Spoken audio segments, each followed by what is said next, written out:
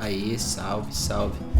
Então eu tava pensando aqui o que falta passar pra vocês disso, mas é mais a gente começar a fazer agora, porque vamos só pegar como que funciona a estrutura do Node pra gente criar as pastas certinho, criar as rotas bonitinho, e daí a gente consegue fazer um código mais limpo, né? Que nem eu falei pra vocês que é bom a gente já começar a pensar no código limpo. A gente nem vai colocar teste, nada aqui, a gente vai fazer ele bem cru. Tem muita gente que usa outros módulos aí extras. Aqui a gente tá usando o Express, eu acho, né? A gente já tá puxando o Express, se não me engano. Aqui a gente já tá utilizando o Express. Então a gente vai entender um pouco o que é esse Express. A gente vai adicionar acho que é NodeDemon, que agora a gente vai poder só salvar e ele vai ficar rodando. A gente vai criar algumas rotas e vamos começar a criar nossos controllers pra gente começar a fazer as requisições. Tá, bora lá galera, vamos trocar uma ideia aí. Então, eu queria falar com vocês uma parte da estrutura de projeto pra gente poder continuar, mas eu deveria ter na verdade chamado um amigo meu que manja muito de Node para falar isso aqui. Só que como a gente tá fazendo tudo por conta, então a gente vai fazer isso aqui por conta e depois eu vou confirmar com ele lá como que a gente tá usando a estrutura aqui, se tá tudo certinho e se a gente deve mudar alguma coisa, tá? Então o que eu quero dizer com a estrutura? A gente falou já no Angular, eu já tenho um pouco mais de familiaridade, então eu posso falar um pouco mais claramente aqui, que tudo que a gente está fazendo aqui, a gente está dividindo as pastas, né? Então essa estruturação do projeto aqui para fazer um código limpo, ele acaba sendo muito importante, tá? O nosso projeto tem que ter essa estruturação de pastas aqui, com tudo no lugar certo, para a gente acabar facilitando depois, não só a manutenção, mas essa estruturação vai ajudar com que a gente consiga escalar melhor depois o nosso aplicativo. Então tem que estar tudo bem colocadinho, os módulos na pasta certa, os componentes no lugar certos. O que você puder abstrair, se abstrai, para você poder ter essa facilidade de você poder melhorar depois o seu projeto, incrementar o seu projeto, tá? Aí no Node, a gente tem uma coisa que a gente está fazendo aqui até agora, que a gente só está chamando um index, né? Então a gente está aqui só no nosso JSzinho aqui, a gente está só chamando aqui, rodando um comando Node. Primeira coisa que a gente vai fazer, a gente vai começar a verificar como que a galera costuma fazer no Node. E aí agora a gente vamos dar uma pesquisada aí, vamos ver como que a galera costuma estruturar os projetos em Node. Então deixa eu chamar aquele amigo nosso aqui que sempre tá parceiro aí, o Google. Vamos achar aqui alguns modelos. Então o que eu gosto do Git, que a gente pegou lá no começo também, nosso primeiro exemplo, a gente pegou uma calculadora lá, né? Então vamos dar uma olhada aqui que tem no Git que a gente pode utilizar. De exemplos aqui, por exemplo, ó tem um SQLzinho aqui inicial, ó, que a galera criou aqui, a create table, tá vendo? Remove a tabela user, remove a tabela location, começa a criar, ó, cria a tabela usuários, ó, primary key, auto increment, aqui ele tá explicando a chave primária, username, e-mail, ó, tá bem parecido com o nosso lá. Aqui, ó, ele tá inserindo já um usuário, tá vendo? Insert values, tá inserindo um outro usuário aqui, pelo visto. Aqui ele dá tem um select asterisco, que está todos. Drop table locations, que é para apagar a tabela e conteúdo, para ele poder criar uma nova aqui, ó. Então ele cria mais uma tabela chamada locations também, ó, primary key. Aqui, ó, ele tem uma key aqui, ó, tá vendo? User ID, que ele tá chamando de foreign key aqui, ó. Então ele criou uma foreign key e referenciou na tabela users. Aqui ele tá inserindo já, ó, algumas locations. Então, a tabela dele, ó, se você olhar aqui, ó, passa o ID do usuário, tá vendo? Esse usuário vai ter que estar criado lá, então ele já criou o usuário antes. Aí ele faz só um select aqui. Então ele fez uma conexão simples, parece, com um banco de dados aqui já. Dá uma olhada aqui na estrutura deles, ó. Aqui ele tá usando umas views, ele usa routes, então o index.js dele tá aqui, ó, que é só as rotas, tá vendo, ó? O Express que a gente tá utilizando, esse router aqui, aí ele tá utilizando para declarar o get. Então, ó, só para vocês entenderem o que eu tô procurando aqui é o seguinte: todos esses projetos aqui, ó, ele tem uma estruturação de pasta, tá vendo, ó? O mais importante para nós é entender como que a galera tá fazendo essas pastas. Então aqui ele não fez muita coisa, ele deixou bem cru mesmo. Tem uma pasta chamada routes, as outras aqui para nós não vai interessar no momento. Mas eu tava procurando antes e eu vi uma aqui, ó. Então aqui ele já separou um pouco mais, ó. Tem routes, modules, controllers e config, tá vendo? Então no config ele só deixou as configurações do banco de dados. Tá vendo como ele abstraiu bem aqui, ó? Controllers. Tem um controllerzinho aqui que ele vai utilizar para a parte lógica, né? Que nem a gente falou que os controllers eles fazem a parte que é voltado para lógica. O models aqui também ele tem um módulo DB, que é o dbconfig. Você tá vendo que ele tá pegando aqui, ó, dbconfig. Então a gente tem uma coisa que a gente tem aqui no nosso código, já que eu acho que ele tá até aqui. Não, a gente não criou aqui, mas no Angular tem. Esse environment aqui, ó. Então aqui normalmente se chama de environment. Você vai ter um environment de produção, um de desenvolvimento, um de teste, que são os seus meio ambiente de trabalho, sabe? Então aí quando você estiver no teste, rodando isso aqui no seu computador, por exemplo, ele vai ter acesso a um banco de dados local. Aí quando você está rodando isso aqui em produção, ele vai ter acesso a um banco de dados de produção. Então aí você consegue ter diferentes conexões, porque você vai precisar de diferentes senhas, essas coisas, diferentes acessos. Então aí ele utiliza isso aqui, ó. Ele cria lá dentro do dbconfig dele. Aí você pode ter várias configurações, tipo outros bancos de dados, outras coisas assim, desse modelo aqui. Isso aqui é mais porque daí você vai conectar isso aqui com o seu serviço lá que vai hostear a sua aplicação e ele vai controlar esse environment. É mais para quando você vai mandar para a produção e ter um ambiente de desenvolvimento e um ambiente de teste e um ambiente de produção. Então você tem 3 ambientes diferentes ali que você não vai poder fazer alterações em algo que está funcionando lá na frente, né? Então você vai só fazer as alterações em teste, está tudo funcionando, você manda para produção. Aí para você garantir que nada vai impactar esses environments diferentes aí. Então o que a gente estava mais interessado aqui era saber nessa estruturação de pasta aqui mesmo, pra gente poder começar a ter ele mais bonitinho lá. Então ó, a gente vai usar esse modelo aqui pra gente poder estruturar o nosso projeto, tá? Vou criar essas pastinhas lá pra nós. Então a gente vai ter aqui, ó, pode criar uma nova pasta chamada app também, utilizar um modelo igual. Nossos modos já vão lá pra dentro. Vamos criar já uma nova pasta aqui com os seus controllers. E eu vou criar mais uma nova pasta aqui, que vai ser nossas routes. Agora a gente já tá com uma estrutura aí mais bonitinha. E uma coisa que a gente vai utilizar agora vai ser esse Nodemon aqui, tá? Então vocês vão só instalar esse Nodemon aí no de vocês. Esse Nodemon aqui é o módulo do Node que ele faz o projeto ficar buildando sozinho. Então quando a gente salvar alguma alteração aqui, ele já vai rodar sozinho, tá? Ó, esse portal aqui, ó, tá vendo? NPM. Tudo que a gente tá instalando aqui, que a gente tá utilizando NPM install e todas essas coisas, é esse portal aqui que controla. Tá, então o nosso Nodemon tá aqui. Um Tool Develop é uma ferramenta que ajuda o desenvolvimento de Node.js, baseado na aplicação ser restartada automaticamente. É bem simples. NPM install aqui, ó. Tá vendo? Ele tem um save -dev aqui. É legal a gente utilizar esse comando completo, tá? Copiar ele aqui, ó. O "-save" ele força a salvar os arquivos, por exemplo, que já estiver aberto, e o "-dev" ele instala uns pacotes um pouco diferentes. Ó, aqui no package.json, vocês vão utilizar esse Nodemon aqui no start, ó. Você tem o script start, e aí quando a gente for rodar, a gente vai usar aqui npm start. Olha lá, ó. Aí o que acontece aqui, ó? Toda vez que eu salvar, ó, o próprio Nodemon vai salvar e alterar lá, ó.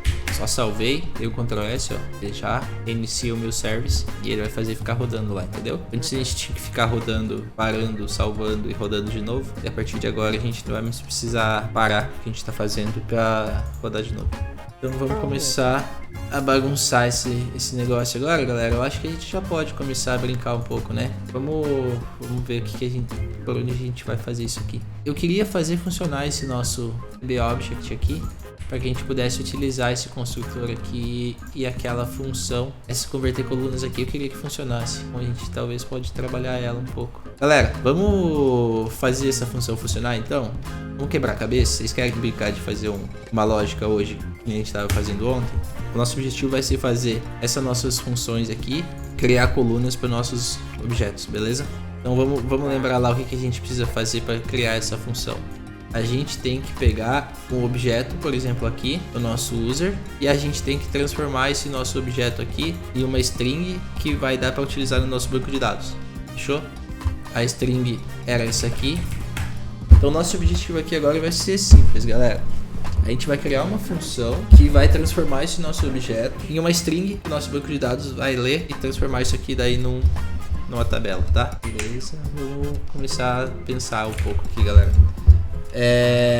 Vocês querem que eu mande essa estrutura do jeito que tá aqui pra vocês utilizarem? Porque daí a gente pode brincar de lógica hoje aqui, galera. A gente tá correndo muito, estamos começando a fazer muita coisa que tá começando a confundir um pouco. Vamos começar a brincar um pouquinho de lógica aqui, até a gente pode usar só o Node aqui. Eu vou puxar isso aqui. Eu já vou deixar esse código lá. Aqui eu queria fazer uma coisa que é... Quando ele for criar, tem as nossas funções, nenhuma está sendo chamada. Não, então a gente só vai criar o database aqui. Eu vou chamar esse create database aqui no começo pra gente só testar se ele vai fazer exportar esse módulo.export. Eu só quero ver se ele vai funcionar. Funcionou, beleza. Eu quero criar meu database. Então quando ele inicializou aqui, ele está criando um database. Eu vou criar ele só uma vez, tá? Então eu não vou ficar criando ele o tempo todo, só rodei uma vez aqui pra gente começar a ter o database, tá? Porque o banco de dados a gente cria só uma vez, as tabelas a gente também cria só uma vez. Depois que o banco de dados está funcionando, a gente não vai precisar criar de novo. Então vou abrir meu workbench aqui pra gente acompanhar. Aqui, beleza, meu primeiro banco de dados está aqui, esse é o PDB, é como eu chamei ele aqui, ó. Coloquei o nome já aqui.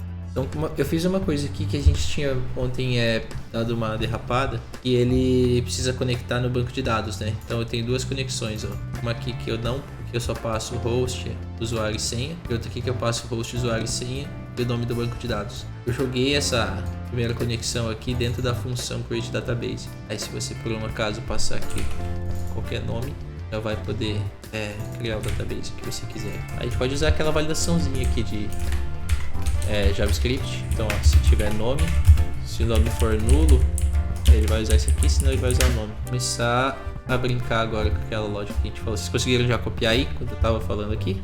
Então aqui que é esse create table aqui, a gente não vai rodar ele assim, a gente vai começar primeiro começar a fazer uns testes aqui de console, só pra gente ver o que ele exibe, que vai ser o nosso new user getDBObject. Vamos ver o que tá retornando essa função aqui primeiro. Só rodar o user aqui mesmo. Então agora a gente está com o objeto aqui e a gente tem que transformar ele naquela string, né? A gente tinha lá uma função já no nosso db.js, vou tentar chamar ela aqui, converter colunas, não tem acesso. Então vamos ver por quê. Porque ela não está exportada, então eu vou exportar ela também aqui separado. Estou só exportando as funções, converter colunas, agora ela já consegue ser acessível e as minhas colunas são o getDB ali. Então o nosso getDBObject quer retornar isso aqui, dentro daquela função está retornando essa string aqui, ó. Começando a fazer um pouco de sentido. Então vamos lá validar essa string aqui, que a gente tem que fazer. A gente tem uns espaços extras aqui e tudo. Então eu vou jogar ela e vamos ver o que ela faz aqui. Galera, vocês estão fazendo a função, fizeram ela aí, conseguiram rodar. Esse DB ele tá quase todo aí. Tem algumas alterações que eu fiz aqui que eu tô...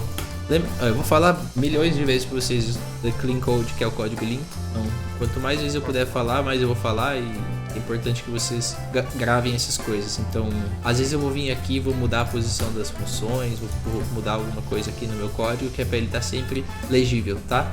Não tenho comentários aqui, mas eu vou começar a adicionar uns comentários. Se vocês quiserem comentar na de vocês aí também, fiquem à vontade para sempre deixar uns comentários aí nas funções. Principalmente quando a função tem alguma coisa extra, tá? Por exemplo aqui, ó, eu posso deixar um comentário que a gente consegue já começar, a galera que for pegar o código também ler isso aqui e saber o que está acontecendo. Esses comentários, eles não são só para você visualizar aqui o que a função faz. Eles vão ajudar o nosso Visual Studio Code, eles vão ajudar a você utilizar lá na frente depois essa função que você está criando aqui. Olha só esse comentário que eu criei aqui então. Ele tem um formato um pouco diferente, ele vem em cima da função aqui, ó. Mas já a função já reconhece que esse comentário tá aqui, ó. E uma string bem que eu digitei ali, ó. Fiz o parâmetro colunas em formato dbObject. Exatamente o que eu escrevi aqui, tá vendo? Quando eu chamar essa função aqui, converter colunas, ó, de pôr o mouse em cima, eu já sei o que eu tenho que passar. Entendeu, ó? Essa minha função aqui, ó, por exemplo. Quando eu ponho o mouse em cima, ó, como que aparece. Não tem informação nenhuma. Pode fazer a mesma coisa. Vamos lá, vamos copiar esse modelo aqui. Vamos colar aqui em cima. Aqui a gente não tem parâmetro. Vamos deixar aqui, ó. Retorna as colunas do módulo user como dbObject. Aqui, vamos botar o mouse em cima, ó. Só falar o que é. Então isso é muito importante, tá, galera? Quando a gente tá trabalhando para qualquer lugar, quando você pega um código de outra pessoa, é complicadíssimo de você entender, porque cada pessoa tem uma lógica e acaba passando por um lado ou indo por um lado. E se você tiver com o seu código comentado e bem ordenado, você vai estar salvando um outro programador lá na frente que uma hora vai ter que mexer no seu código. E pode ser que seja você, né? Vamos só fazer essa validação aqui, meu author. Eu vou tentar converter essas colunas e já adicionar ela no banco de dados. Então eu vou chamar aqui o create table lá no meu user mesmo. Então eu vou fazer o create table. Esse create table aqui ele vai ter que ser exportado também. Só que o meu create table ele pede uma conexão, só que essa conexão não vai ser necessária porque a gente vai utilizar esse DB aqui, criar essa conexão aqui lá dentro como a gente fez no outro. Depois a gente não vai mais utilizar ela por enquanto. Aqui a gente vai mandar create table, passar essa URL, você precisa do nome da tabela e as colunas. Então a gente vai chamar essa função create table, passar aqui a tabela é user e as colunas são, vamos passar esse getDB aqui e basicamente se a gente conseguir fazer tudo certo, quando a gente chamar a nossa função aqui create table, vou importar ela, né, claro, ele vai rodar essa create table aqui, esse DB, eu vou deixar ela bonitinha como eu tô deixando as outras lá, eu vou fazer aqui também. Vamos fazer os comentários para todas, galera. Vou deixar todos os comentários bem colocados aí. Então vamos rodar lá nosso user.ds. Se não desse erro ia ser sacanagem, né? Results not defined. Mas ele funcionou pelo visto. Fechou, deixa eu só apagar essa tabela daqui. Vou criar ela de novo lá por causa que eu recebi um result errado lá. A minha função aqui, ó. Olha aqui, ó. Ele mandou um erro falando que result não está defined, não está definido. Aqui estava passando result, mas aqui é res, ó. Então a minha função de criar a tabela já estava funcionando, galera. Eu vou rodar mais uma vez aqui o meu user e a tabela criada com sucesso. Então, ó, tomei essa função chamada aqui create table, passei lá o nome da tabela e as colunas. As colunas eu estou usando esse DB object, que é o object que a gente criou aqui. Ele vai ter algumas propriedades que a gente vai utilizar com base no nosso banco de dados. E lá dentro do create table a gente tem uma funçãozinha chamada converter colunas, que pega todas as nossas colunas e retorna aquela essa string aqui, por exemplo. Aí essa string é o que a gente está mandando aqui, create table, o nome e as colunas que convertidas. Deu uma bagunçada na cabeça de vocês mais um pouco. Tô tentando só confundir vocês, tá, galera? Não tem muito... Então você conseguiu. A gente vai criar uma função agora, que é a nossa converter colunas aqui. A gente vai pegar aquela lista de objetos que a gente estava lá, que a gente criou, e vai executar ela dentro dessa função aqui. O que essa função está fazendo? Ela está fazendo um for each. Lembra o que é o for each? É um for, é a repetição. Então, ó, eu vou colocar um console aqui também. Ó lá. O for each e o for é aquela repetição. Então ele vai ficar passando por dentro daquela lista, né? A gente vai pegar a nossa lista aqui e vai passar objeto por objeto, lendo o que tem em cada uma das propriedades, e depende do que tem na propriedade, a gente escreve alguma coisa na nossa SQL text aqui, tá? Eu vou pegar aquelas colunas que vão vir de lá e vou dar um for each. Eu vou colocar aqui como coluna para você visualizar melhor. Então, ó, para cada coluna que tiver, for each significa para cada. Então, quando você está numa lista, você vai fazer um laço para passar por dentro dessa lista, que é um laço de repetição que a gente fala. Então, para cada coluna, ele vai fazer o que está dentro da chave aqui, ó. Chave. Começamos lá. Primeira coisa que ele vai fazer, ele vai colocar na tela qual que é a coluna que ele está trabalhando. Depois ele vai falar pra gente qual que é o SQL que a gente está atual, tá? Que vai ser o nosso texto que a gente precisa imprimir. Aí ele vai entrar aqui, ó. Se o nosso texto de SQL tiver vazio ou se ele tiver undefined, que ele não foi definido ainda, então a gente vai colocar aqui nosso SQL text recebe um parênteses. Por quê? Porque a primeira coisa que a gente tem na nossa string lá é um parêntese.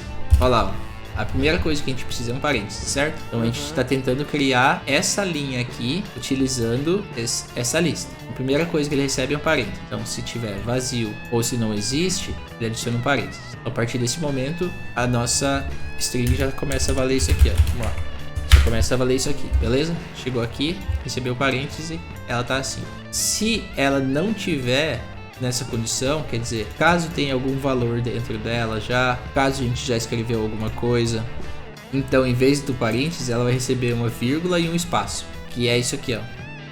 Tá vendo? Porque a gente separa cada propriedade por vírgula e espaço. E aí depois a gente tem uma validaçãozinha aqui embaixo, que é o que a gente vai escrever. Então, ó, primeiramente eu vou rodar isso aqui, converter essas colunas e vou imprimir esse SQL text para a gente ver passo a passo o que ele está fazendo aqui, tá? Então, ó, eu mandei lá a lista de colunas e ele começou a rodar aqui, ó. Entrou no for each das colunas. Primeira propriedade que ele pegou aqui, ó. Primeira coluna era id, é um int, auto-incremente, tá vendo? O SQL atual, ele tá colocando aqui, ó, o texto que ele vai imprimir lá pra gente, ele ainda tá como defined, fechou? Então aqui ele deu os 2 print, agora ele passou aqui, foi lá e viu que o texto tá vazio, ele tá undefined na verdade, ó. Então agora ele colocou um parênteses e fez a primeira validação. Após a primeira validação, ele recebeu lá o primeiro parêntese aqui, aí ele pegou lá id, int, auto-increment, primary key, ou seja, nosso SQL test recebeu aqui id, value, int, aí ele foi lá e validou. É auto-increment? Se for auto-increment, então escreva auto-increment. Se não, ele não escreve nada. Então aqui a gente está jogando uma função ternária que a gente falou umas vezes aí. Se essa condição é verdadeira, ele vai utilizar o primeiro. Se não, ele utiliza o segundo. Auto-increment, true, verdadeiro. Então ele foi lá e adicionou auto-increment, que é o texto que está aqui, ó. Essa coluna é uma PK? É uma PK. True aqui também, ó. Então ele foi lá e adicionou o texto primary key. Então, a partir desse momento aqui que ele passou a primeira vez, agora, após a primeira validação, o texto dele então está valendo o parêntese aqui, id, o value, int, é um auto-increment, então eu citei lá o texto que ele deveria estar quando o auto-increment é verdadeiro. É uma primary key, então eu citei lá o texto que ele devia estar quando é uma primary key. Passou o primeiro objeto, foi para o segundo da lista. Qual que é o segundo da lista? O segundo da lista é o username. Ele tem uma aqui chamado username, o value é um varchar, ele não é auto-increment e ele não é uma primary key, correto? Qual que era o valor que estava na nossa string? id, int, tudo lá, né? Que nem tá aqui em cima. Agora ele fez a validação pro segundo item da nossa lista e adicionou lá, ó. Depois, primary key, ele caiu aqui, ó. Nosso texto está vazio ou não existe? Não, o texto já existe. Nosso texto já tem esse valor aqui. Então a próxima coisa que eu tenho que fazer é adicionar uma vírgula. E daí a vírgula vai fazer ele exibir isso aqui, ó. Tá vendo aqui a nossa vírgula? Que a gente precisa, que é para ir pra próxima coluna, né? Adicionei uma vírgula e fiz a mesma validação. Coloquei a chave, coloquei o value. Olha lá, username, value. Aqui o auto-increment é falso. Então, em vez de ele escrever auto-increment, ele só colocou um texto vazio lá. Primary key é falso, então ele só colocou um texto vazio também. Então, ó, lá o username e o value. Auto-increment falso, PK falso. Então ele não adicionou esses dois parâmetros aqui, tá? Passamos para o terceiro objeto. Nosso terceiro, password, varchar, também não tem nada aqui. Então se antes ele tinha lá o id como primary key, username como varchar, agora ele vai adicionar o password como varchar. Ó. Adicionou mais uma vírgula aqui e criou o password como varchar. E ele vai lá para o nosso último, que é a chave é ativo, o value é boolean, também não tem auto-increment, nada. Esse é o valor que ele estava valendo antes. Depois de passar por essa validação aqui, ele adicionou o ativo boolean no final aqui, ó. Ativo boolean. Fechou? Acabou o for each aqui, ele já está com uma string criada, então ele vai lá e só adiciona o parênteses final, que é esse parênteses que tem que ter aqui no final. E aí ele retorna a SQL text. Então ele foi lá, pegou a nossa lista de propriedades do usuário, pegou a lista, pegou o primeiro item da lista, jogou aqui nessa função, fez todas as validações e colocou na nossa string lá. Pegou o segundo item da lista, jogou aqui todas as validações e incrementou na nossa string lá, até que a nossa string chegou a ter o valor final, colocou aqui depois de parênteses, que é esse valor aqui. Então quando ele retorna no final ali, ele vai retornar essa string.